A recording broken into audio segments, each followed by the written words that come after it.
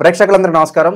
ఈ రోజు మన స్టూడియోలో ప్రముఖ ఆధ్యాత్మికవేత్త ఆస్ట్రాలజర్ ముల్లపూడి సత్యనారాయణమూర్తి గారు ఉన్నారు. గురువుగారితో మాట్లాడేద్దాం. నమస్కారం గురుగారు. నమస్కారం మణికంఠ గారు. గురుగారు, జూలై మాసం ఆషాఢ మాసం, మరి మీనరాశి వాళ్ళకి ప్రజెంట్ వీళ్ళు ఏలినాటి శనిలో ఉన్నారు. మరి ఎలాంటి పరిస్థితులు ఎదురు రాబోతున్నాయి? ఇబ్బందికరంగా ఉంటుందా, అనుకూలంగా ఉంటుందా? ఎలాంటి జాగ్రత్తలు తీసుకోవాలి గురుగారు? మొట్టమొదటగా మనకి ఈ మీనరాశి వారికి గోచార రీత్యా జూలై నెలలో ఎలా ఉందంటే, ఈ యొక్క శని మీనరాశి, రాహువు కుంభరాశి, కేతు కుజులిద్దరూ కూడా సింహరాశి, బుధుడు కర్కాటక రాశి, గురుడు మిథున రాశి, తర్వాత రవి వృషభ రాశి నుంచి మిథున రాశి సంచారంలోకి వస్తున్నాడు అనమాట లాస్ట్ 29th జూలైకి. సో ఈ విధంగా 14th మారుతూ ఉంటాడు రవి. అందుకని ఈ యొక్క రవి మేషరాశి నుంచి వృషభ రాశిలో ఉన్నాడు. ఆ తర్వాత లాస్ట్ ఎండింగ్కి మళ్ళీ రెట్రోగ్రేడ్లు ఇలాంటివన్నీ ఫ్యాక్టర్స్ చాలా ఉంటాయి. అండ్ ఈ శుక్రుడు సొంత స్థానంలోనే వృషభ రాశిలోనే ఉన్నాడు. వీటి రీత్యా మనకి ఏం అర్థమవుతుందంటే, ఏలినాటి శని ఒకటి స్పెషల్గా జరుగుతుంది మీన రాశి వారికి. కాబట్టి ఈ మనిషికి కావాల్సింది ఏంటి? వృత్తికి స్టాండర్డ్గా ఉంది. వ్యాపారాలు అన్నీ కూడా బాగున్నాయి. కొత్త వ్యాపారాలు ప్రారంభించవచ్చు అంటారా? ప్రారంభించుకోవచ్చు. కాకపోతే ఎలక్ట్రానిక్స్, కరెంటు సంబంధమైనటువంటి బిజినెస్లు పనిచేయాలి. ఎలక్ట్రిక్ షాపులు, బజాజ్ ఎలక్ట్రానిక్స్ ఇలాంటివి ఉంటాయి కదా, అలాంటి బిజినెస్లు, సేల్స్ అండ్ సర్వీసులు కూడా డల్గానే ఉంటాయి వ్యాపారాలు.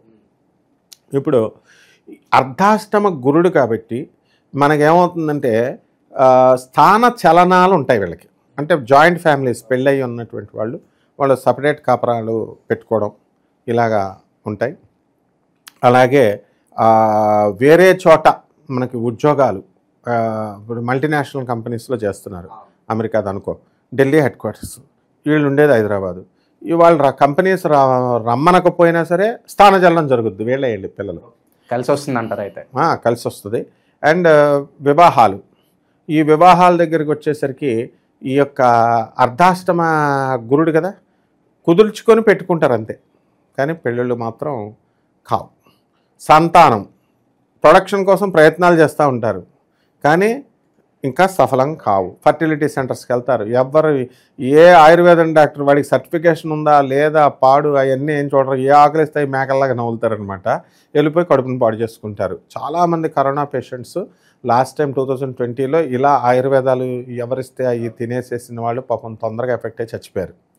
తర్వాత ఈ యొక్క మహిళలు మనశ్శాంతిగా ఉంటారు. వీళ్ళు ఆడపడుచులు ఇవి అందరూ కూడా అత్తగారులు వీళ్ళకి ఇంపార్టెన్స్ ఇస్తున్నామని చెప్పేసి ఉంటారు. ప్రేమ వ్యవహారాల్లో వీళ్ళు ఫెయిల్ అవుతారు. అండ్ అందువలన డిప్రెషన్కి చాలా ఎక్కువ గురవడానికి అవకాశం. గురుగారు, ఆషాఢ మాసం కాబట్టి పెళ్ళిళ్ళు లేకపోయినా కూడా సంబంధాలు కుదురుతాయి అంటారు వీళ్ళు ప్రయత్నిస్తే కనుక? సంబంధాలు కుదురుతాయి, కుదుర్చుకొని పెట్టుకుంటారు. కానీ గురుమూఢం ఉంది కదా, గురుమూఢం జరుగుతున్నప్పుడు అంతకుముందు అండ్ వీళ్ళు నాకు 20 కోట్లు ఉంటే 40 కోట్లు ఇవ్వని అలా అడిగితే ఎవరిస్తారు చెప్పు? తర్వాత అమ్మాయిలంతా నాకు సాఫ్ట్వేర్ ఇంజనీర్లే కావాలంటే మిగతా వృత్తుల్లో వాళ్ళు బతకట్లేదా వాళ్ళు? తర్వాత మాకు 20 లక్షల ప్యాకేజీ, 20 కోట్ల ప్యాకేజీ ఏంటిదంతా? సో బిజినెస్ లాగా చేస్తే మరి పెళ్ళిళ్ళు ఎప్పటికీ అవ్వవు. చాలామంది అలాగే ఉండిపోయారు. తర్వాత 20 కోట్లు అని చెప్పేసి 40 కోట్లు ఉండాలని చెప్పి వెళ్ళినాడు, వాడేకేమో 100 కోట్లు అప్పు ఉంది. 40 కోట్లు ఉన్నాయి చూపించాడు, బాగానే ఉంది. కాబట్టి ఇలాంటివి మానేసి ఎవరైతే ఈ వ్యక్తిత్వాన్ని చూడాలి మనుషుల్లో. ఫ్యామిలీ బ్యాక్గ్రౌండ్ అంటే ఏంటమ్మా, ఆ అబ్బాయి మంచోడా కదా, నిజాయితీ ఉందా లేదా చూడాలి.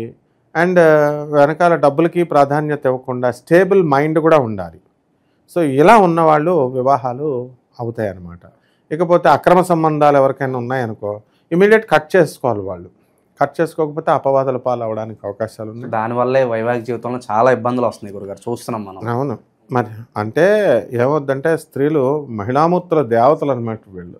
ఈ దేవతలకు అవుట్ ఆఫ్ అట్రాక్షన్స్ కొంతమంది వాటికి ఉండడం వల్ల ఎక్కడో ఒక 1% వాళ్ళు ఈ అక్రమ సంబంధాలనే మగవాళ్ళు పెట్టుకుంటారు. మగవాళ్ళు కూడా చాలా మంచివాళ్ళు అనమాట. అయితే ఈ 1% అదే హైలైట్ అయిపోయి ఎవరన్నా అంటే సుప్రీంకోర్టు హైటేషన్ ఆ జడ్జి గారు ఎవరో ఇచ్చారని చెప్పేసి కాగితాలు చూపిస్తున్నారు. ఇంకేం చెప్తాం? కాబట్టి living in relations, hostels, living in couples, living in relations hostels వచ్చేసినాయి. ఫారెన్లో విశ్వవిద్యాలయాల్లో చదువుకోవడానికని వెళ్ళినటువంటి స్టూడెంట్స్ అక్కడ సేమ్ లివింగ్ ఇన్ రిలేషన్స్ లాగా ఆడవాళ్ళు మగవాళ్ళు కలిసి ఒక దాంట్లోనే ఉంటున్నారు. గురుగారు వీళ్ళకి ఏలినాటి శని జరుగుతుంది కదా, శత్రువుల సంగతి ఏంటి? అయిన వాళ్ళే నమ్మక ద్రోహం చేయడం, ప్రలోభాలకు గురి చేయడం, ఇలాంటి సంఘటనలు ఏమైనా జరగవచ్చు అంటారా? 100% ఉంటాయి. అయిన వాళ్ళు, పక్కన వాళ్ళు, స్నేహితులు, వాళ్ళు ప్రత్యేకించి పని కట్టుకొని ఏం చేయరు. వాళ్ళ రొటీన్లో వాళ్ళు చెప్తే వీళ్ళు వాళ్ళ హోల్డ్లోకి వెళ్ళిపోతారు. ఎలా అంటే ఇప్పుడు ఈ లాటరీ బాగుంది, ఆర్పి ఎవడాలి మనడేళ్ళని రైస్ పుల్లింగ్ అని ఒకటి ఉంటుంది, అది ఒక పనికి మాలింది. రావి చెంబు ఉందనుకో, దానికంట మరి ఈ కరెంట్ అంట పిడుగు పడితేనంట కరెంట్ వెళ్ళిపోద్దంట. దీనికి వేల లక్షల కోట్లేనంట. ప్రెసిడెంట్ ఆఫ్ ఇండియా సర్టిఫికేషన్ ఇవ్వాలంట, డిఆర్డిఎల్ సర్టిఫికేషన్. అసలు వ్యాన్లు వస్తేనంట ప్రెసిడెంట్ కూడా లేని కాన్వాయ్ వస్తుంది చూడు, అలాగా ఆ వ్యాన్ అంట ఇలా డబ్బు తీసుకొచ్చి జస్ట్ మరి ఇలా సోది కబుర్లు చెప్తుంటే ఇంజనీరింగ్లు చదివిన వాళ్ళు డాక్టర్లే కట్టుకొని కోట్లు పోగొట్టుకున్న వాళ్ళు ఉన్నారు. దేవుళ్ళమ్మా, పోలీస్ ఆఫీసర్స్ దేవుళ్ళు, వాళ్ళు ఎలాగ చెప్తున్నారు, ఆనరబుల్ జడ్జెస్ చెప్తున్నారు, లాయర్లు చెప్తున్నారు, చదువుకున్న వాళ్ళు. వీళ్ళ ముగ్గురు కంటే ఎవరున్నారు? త్రిమూర్తులు అంటే ఎవరో కాదు, పోలీసులు, జర్నలిస్టులు, అందులో లాయర్లు కూడా వచ్చేస్తారు, జ్యుడిషియరీ, ఆనరబుల్ జడ్జెస్. వీళ్ళు ముగ్గురు చెప్పేది వింటలేదు. మరి లాస్ అవ్వ కాకపోతే ఏమవుద్ది చెప్పు. కాబట్టి ఖచ్చితంగా శత్రుపేడ ఉంటుంది ఏలినాటి శనిలో. అసలు శనివారం వస్తుందంటే పాస్ పడిపోద్ది వీళ్ళందరికీ. ఏలినాటి శనిలో అంతే, కొన్ని వారాల పాటు శనివారం వస్తుందంటే వాహనాల మూల నుంచి వచ్చేస్తాయి గుద్దేయడానికి. శత్రువు ఎక్కడి నుంచి వస్తున్నాడో తెలీదు, భయంగా ఉంటుంది. కొంతమందికి ఎలా ఉంటుందంటే ఏలినాటి శని ప్రభావంలో ప్రేమలు విఫలమవుతాయి, అక్రమ సంబంధాలు విఫలమయ్యి డిప్రెషన్లోకి వెళ్ళిపోతారు వీళ్ళు. మళ్ళీ ఇలా వయసులో ఎంత ఉంటాయి అనుకుంటున్నాం, అడ్డగాడిదల్లాగా ఉంటారు. మళ్ళీ చిన్నోళ్లే కాకుండా అడ్డగాడిదల్లాగా ఉన్న వాళ్ళు కూడా లవ్లు అనమాట వీళ్ళకి. సో ఈ రకంగా మొత్తం సర్వభ్రష్టత్వం, సర్వనాశనం అన్నట్టు ఈ యొక్క కొంతమంది 1% వాళ్ళు ఉంటారనమాట. భూమికి సంబంధించిన వ్యవహారాల్లో ఏమైనా జాగ్రత్తలు తీసుకోవాలా? అంటే ఇప్పుడు డాక్యుమెంట్స్ ఇష్యూ వస్తాయి, లేకపోతే భూ కబ్జాదారులు మోసపోవడం, ఇలాంటి సంఘటనలు ఏమైనా జరగడానికి అవి లేవు.